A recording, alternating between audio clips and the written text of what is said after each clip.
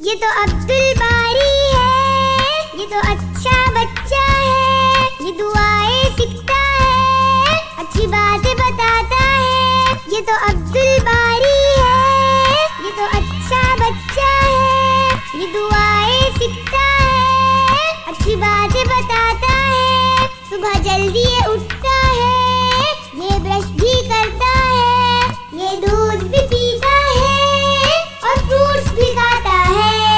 ये तो वर्जिश भी करता है, ये स्कूल भी जाता है, अपनी पढ़ाई भी करता है।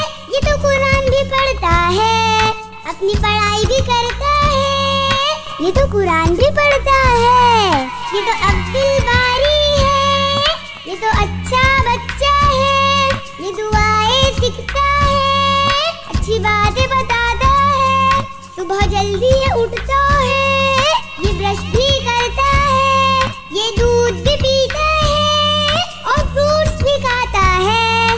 ये दूध भी पीता है और फ्रूट्स भी खाता है।